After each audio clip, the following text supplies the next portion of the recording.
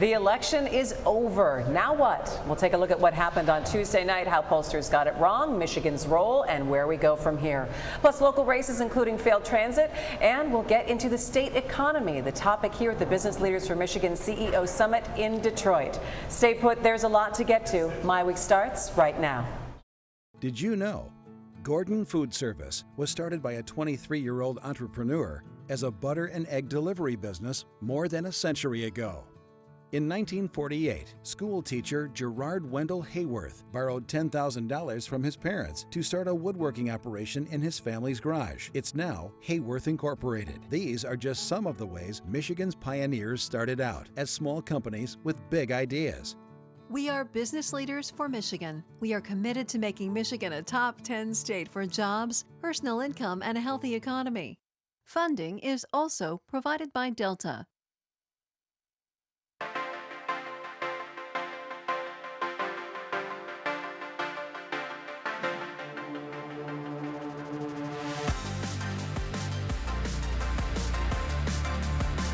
Hi there and welcome to MiWeek. I'm Christy McDonald. Thanks so much for joining us. We're at the Weston Brook Cadillac Hotel in Detroit, the site of the Business Leaders for Michigan CEO Summit. We will talk about Michigan's economy and attracting businesses in just a little bit, but first, the election. Tuesday night was one for the history books. We now have President-elect Donald Trump. Michigan was a key state in the end. How were the polls so wrong, and how does a divided country heal? Let's bring in Nolan Finley of the Detroit News, Stephen Henderson of the Detroit Free Press.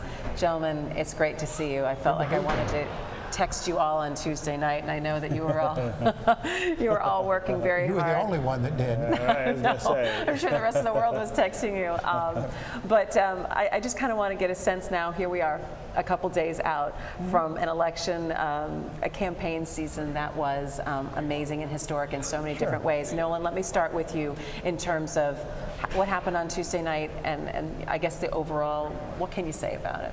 Well, I mean, first of all, there was nothing that strikingly unusual about Tuesday night. Americans tend to want change every 8 years. We had 8 years of Clinton, 8 years of Bush, 8 years of Obama. They tend to want to change up after a couple of terms of the same party being in charge. It's very unusual for a party to succeed itself. So you had that desire for change going on. You had one candidate who was dramatic change, and you had another candidate who was status quo. Well, I think one of the mistakes Hillary Clinton made was running as the incumbent, or running as an incumbent. I mean, she promised we'll continue to do things as they've been done. You're doing well, we're doing well. And there's a whole lot of people, particularly in rural America, and you saw great surges of votes from rural America who don't really think they're doing all that well, or don't feel as if they are. They're dissatisfied, they feel ignored. I mean, you look even in Michigan, Genesee County, which, the Flint water crisis. Hillary Clinton spent a lot of time there, and yet Genesee County overperformed for Republicans in this election, overperformed for Donald Trump, and it speaks to this frustration, this sort of uneasiness people have that their lives aren't getting better, their jobs aren't coming back, their incomes aren't coming back. Do you think that people had been listening to that segment of the population? Do you feel that we'd heard a lot from those voters before Tuesday night? I think we did, but we were scared of what we heard, and we should have been. I mean, let's not overlook the message that the candidate who won sent out to the nation, that we should fear each other, that we should fear Muslim immigrants, that we should fear Arab Americans, that we should use stop and frisk to heal the racial fissures in the country, that we should build a wall with our brown-skinned neighbors to the south. There was a resonance of that message with the people who are legitimately frustrated economically. That is frightening. It's horrifying. Not since Andrew Jackson ran for the presidency on the sort of genocidal mission of dealing with the Native American population have we seen a candidate so openly embrace division and bigotry and win the presidency. So yeah, Nolan's not wrong about the economic dynamic that was at work here. It's only half of it, and the other half has a lot of people quaking at the prospect of a Trump presidency. Let's look right now at Michigan and how everything turned out there. We saw the polls were tightening in the last couple of weeks, and we're within the margin of error. But not since 1988 had Michigan gone for a Republican presidential candidate. No, and I'm not so sure. I don't buy into this narrative that the polls got it wrong. There was a reason those candidates spent so much time in Michigan. They saw Michigan tightening, and the polls showed Michigan tightening. Granted, nobody showed Trump. Nobody much No one showed Trump. him leading in Michigan. But he was within the margin of error, and they showed a general tightening over the last month, and that's why those candidates came here. I think most of the polls I saw indicated that this was a tightening race, and when you have a race that's progressively getting tighter, you really can't project what's going to happen on election day. And I think, but let's take a look at turnout, though, Stephen, and taking a look at the turnout. That was the balance. That right? Hillary Clinton didn't get the turnout of voters for her that Barack Obama got. If you go back to just 4 years ago, which was lighter than 8 years ago, and add the voters who came out to support Barack Obama's re-election campaign to Hillary Clinton's totals, she wins Michigan.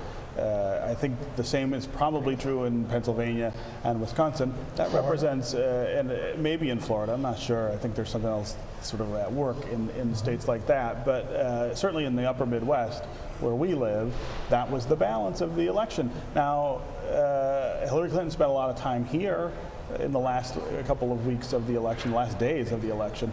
She hadn't been to Wisconsin since the spring. Well, she took that for granted. But she took it for granted. Why couldn't she excite those Obama voters? Well, I mean, she's not Barack Obama. I mean, she never has been. And we've never seen a candidate, in fact, excite any part of the voter base as much as Barack Obama did. We set records in 2008 and 2012 for voting in this country, and especially in the African American community. I think the mistake we made was assuming that that was a reset and that we would see those numbers going forward. The numbers on Tuesday looked a lot more like 2004, before Barack Obama was ever a candidate. And maybe it's that we are now back to that as the normal, and that new normal that we thought he would establish is not taking place. Well, then that changes assumptions, because we've been hearing for the last 7-8 years that Republicans can never win the White House again because the demographics of the nation are working against them.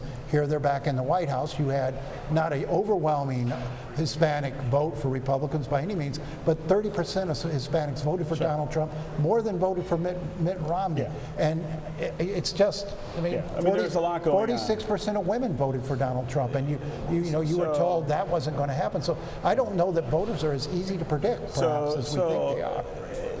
You have a demographic issue that is happening in the country, right? This is going to be a brown country.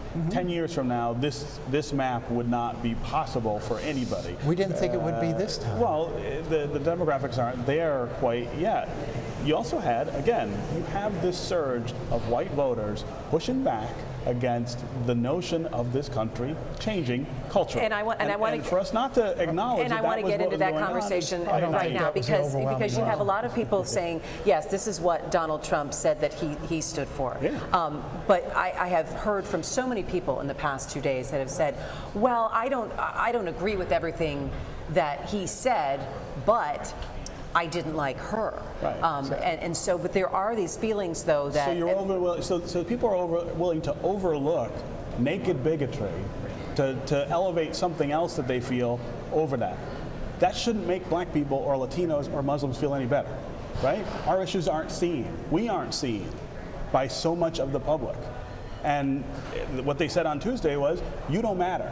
You don't matter as much as these other things that are on my mind. You look at the exit polling. I saw an exit poll out of Ohio. 60% of the people who voted for Trump, 60% of the people who voted for Clinton said they don't like the candidate they vote for. So I don't think you can say the message resonated. A lot of people were holding their nose and voting. A lot of people said, I don't want a liberal Supreme Court. A lot of Republicans said that, and so they voted for Trump. But that's not what I think any other Democrat would have beaten Donald Trump. The truth is the Democrats stood a very flawed candidate, a candidate who had tremendous baggage, a candidate they felt was dishonest, perhaps corrupt. Candidates matter. The people you run matter. What you're saying supports everything that I just said. What I said was people didn't see racism as important. People didn't see his bigotry as the single most important issue. They were willing to overlook that, and that's what I think that you're saying is the danger there. They were willing to sacrifice. Or they didn't see that as being They didn't believe what he was saying. But then my question coming from that is, how do you heal that feeling that there are people that feel that very much so, and thousands of them were in the streets of several cities on Wednesday night saying this is not our president. Well, and then, but you say that, and there were thousands of people in the street. Remember coming into this, people were all about, well, will Trump voters accept the election? Will we have riots? Nobody said, will Hillary supporters riot? Will they accept the election? Well, no I think that's a little bit, they rioted in California. There was violence last night. So the idea of people going out and express, so it was a violent protest. So everybody's in that barrel? Well, you just tagged all Trump voters in one barrel. No, I didn't. I didn't. I think what we talked about beforehand, it was all about what will Trump voters do, and people assumed that civility from the Hillary voters, and you're not getting it. Well, civility.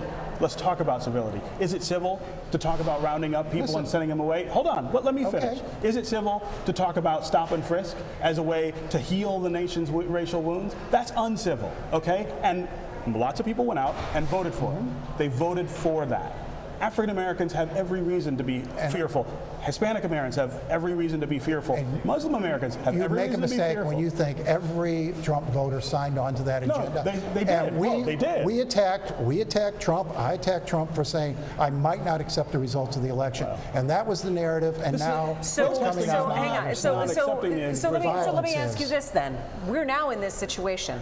We have President-elect Donald J. Trump. What can he say to quell some of those fears? Can people say, well, you know what, that was the campaign trail that now he's going to moderate a little bit more? He's got to back away from it. This idea of a wall between our third largest trading partner and our next door neighbor is insanity. No way should that go forward. Already some people in his camp are saying, well, that was a metaphor for the idea of tightening up the border. That's a backing away. They're going to do that more explicitly. This idea of sewing a religious test into immigration policies into this country in contravention to the Constitution itself. You can't even put that on the table. The idea of appointing an attorney general like Rudy Giuliani, which is one of the names that's out there, somebody who was pioneering the idea of stop and frisk in New York, and all of the innocent people who were affected by that. You can't go down those roads. You are going to have to show that you were talking as a candidate about these things, but as the president of all the United States, you can't do it. There's got to be something different. I think he's got to bend over backwards to show that he's the president. As he said Tuesday night, Wednesday morning, I'll be the president of all Americans. I think he's got to bend over backwards to show it. I wrote this morning, Republicans have control now for the first time since 2008 of the White House and Congress. They've got to look at what... Since 2006. 2006. They've got to look at what the mistakes the Democrats made when they were in that position and forced through an unpopular program, Obamacare, and then you got 2010 and the Tea Party. I think they've got to move very, very carefully. I would, if I were him, he's got a Supreme Court appointment. I would appoint a woman or a minority to sort of demonstrate that he's going to be the president. I would appoint Joan Larson. I think he has to address. I think he has to address women as well. I think that would be one way to do it. I think if the first thing he does is start laying bricks on a wall, he loses the American people and he loses his presidency. So let's talk about the first thing he's going to do, and there is a lot of conversation about repealing Obamacare. And now you're looking at a Republican-led Congress. So what is the reality of that being his first agenda item? Republicans know you can't repeal it. It's too far down the road. What do you do? You got to overhaul it. You got to fix it. That would have been the first priority item for both a Democratic administration and a Republican administration. You can't have people keep opening envelopes that say 20-25% increase. People are being killed by their insurance premiums, and it's having the opposite effect of its intent because people are having to drop their insurance. Well, but the flip side of that is you have 20 million Americans who had no health insurance and who now do. Half of them do. Half of them still don't. 20 million people have insurance who didn't before. You still have 20 million people. We had 40 million people who get it. didn't. We have 40 million people who didn't. But you're losing people every day who can't pay their premiums. Hold on. We're down to the lowest level of uninsured people in the history of this country. You can't repeal Obamacare because you can't afford to send those people back out on their own. And so the question is, and this was always the bargain that was made, in order to do that, in order to get insurance for those people, someone was going to have to pay for it. The way we did it was by creating these private exchanges where people were going to have to go and do that. And you know, there isn't a way to get this for free. The Republican idea that the market will take care of health care if you just let it is absurd. Poor people will be left out of that, and they were for years. So we're not going to go back to that because it's unjust. The core mistake of Obamacare was it focused intently on access and not on cost. Yeah, because and if it had addressed cost first, you would have taken care of access. More Right. people Money would have been before able. people. More people would have been Great able to policy. afford to buy health insurance. I think you've got to go back. Costs of health care are soaring out of control.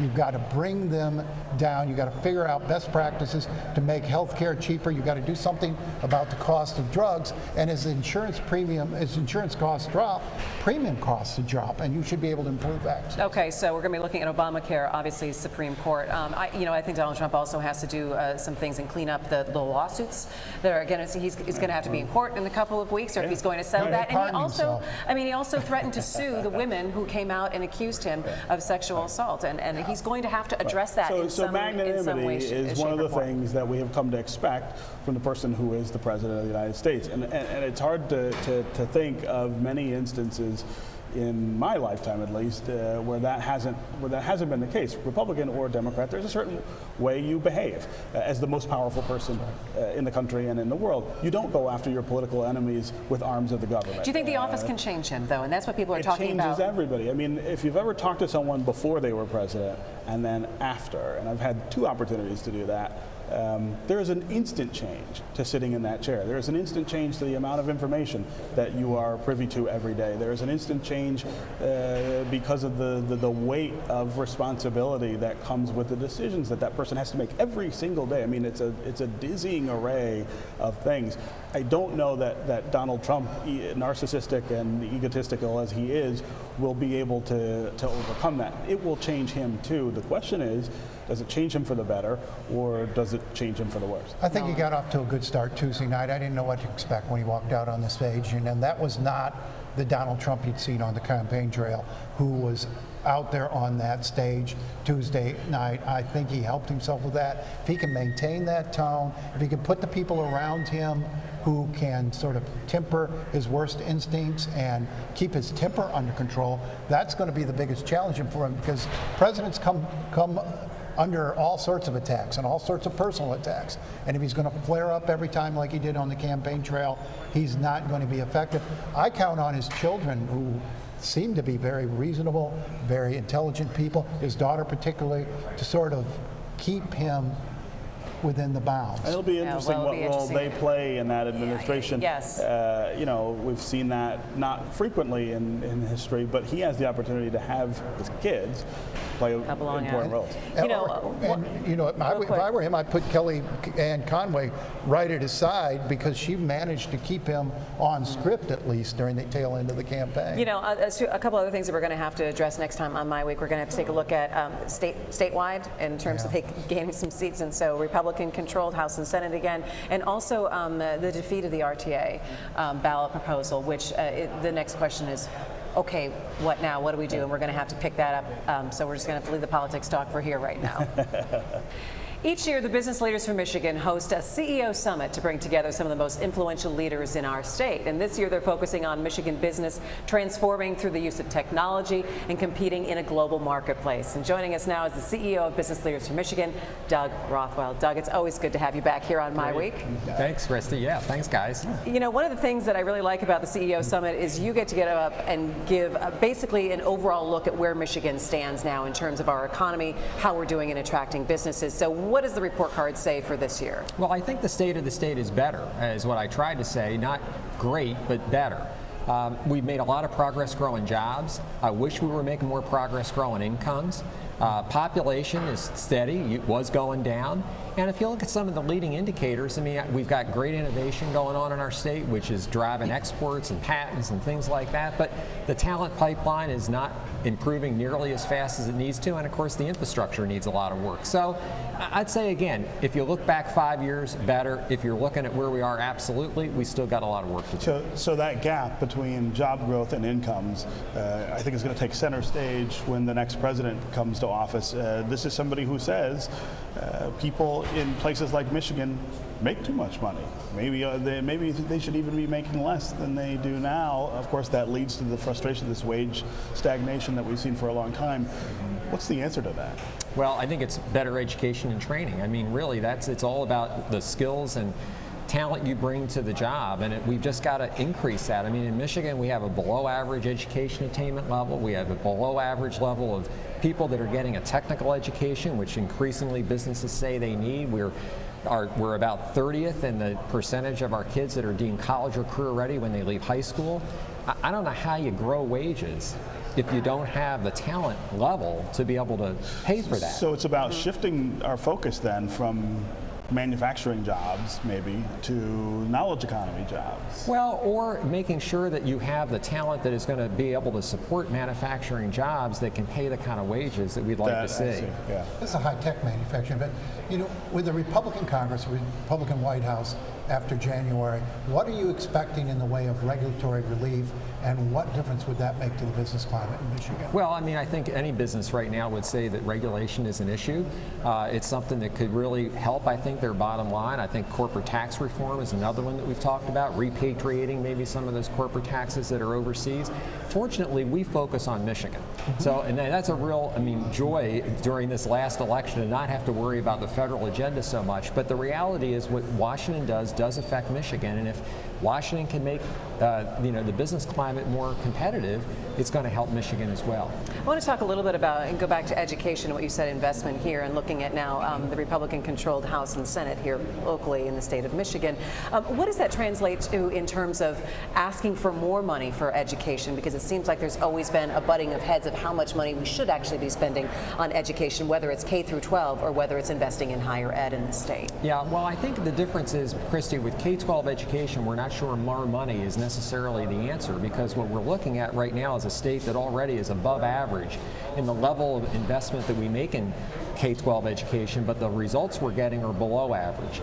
I'm not here to say that more money wouldn't help, but I am saying that I'm not sure more money is the first thing you would go to. I think we've got to look at the way in which we're delivering education and whether that needs to be changed. One of the things we're going to do this year as an organization is actually take a very comprehensive look at K-12 education. We actually avoided it for a number of years because it's such a big issue, but I think we feel like the talent metrics are not moving fast enough that we've just got to get ourselves into this and see what needs to be done. Well, one of the things we have to do with K-12, of course, is decide what we want to do and then stick with it. I mean, every couple of years we reinvent the wheel there and throw out what we were doing and start over, and of course that's not a way to grow any sort of progress. Well, look at what's happening with the tests, for example. I mean, it took us years to finally get behind a common set of standards and tests that we were going to use to measure how well our kids were doing and our schools were doing relative to other states across the country.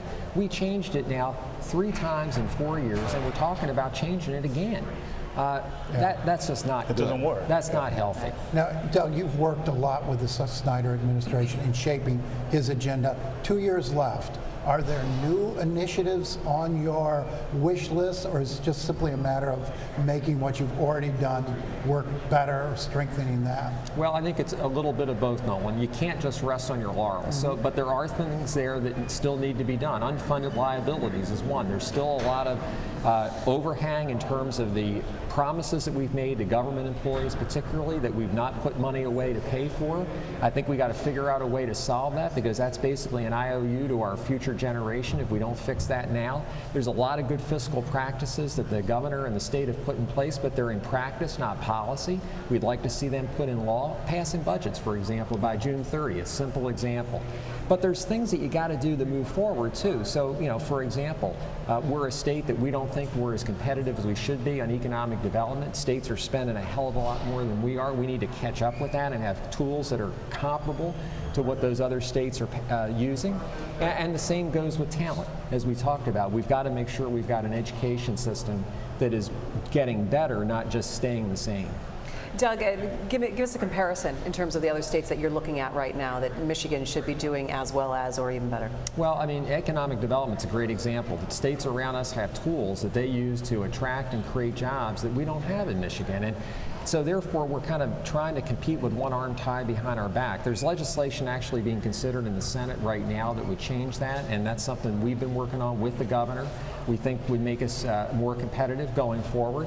I think in the talent space that we just talked about is standards and testing. I mean, if we can just see through the changes that we've begun to put in place, that will give us a yardstick we can use to see how well the schools are improving for the future. All right, Doug Rothwell, Business Leaders from Michigan, thanks so much. It's always good to see you. Good Thanks to for see you joining too. us.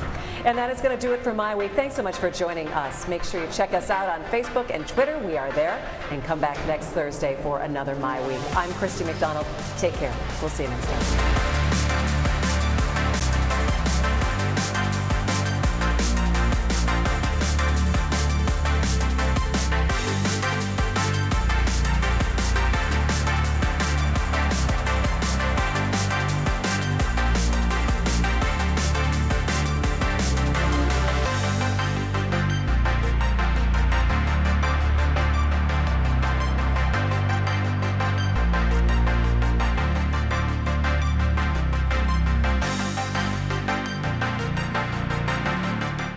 Did you know Roush Enterprises was selected by Google to assemble a test fleet of 100 prototype self-driving cars in 2015? It also produced the new Domino's delivery cars. And speaking of Domino's, Domino's sells well over 2 million pizzas per day around the world, and half of their sales are digital.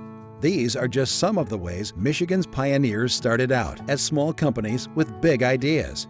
We are Business Leaders for Michigan. We are committed to making Michigan a top 10 state for jobs, personal income, and a healthy economy. Funding is also provided by Delta.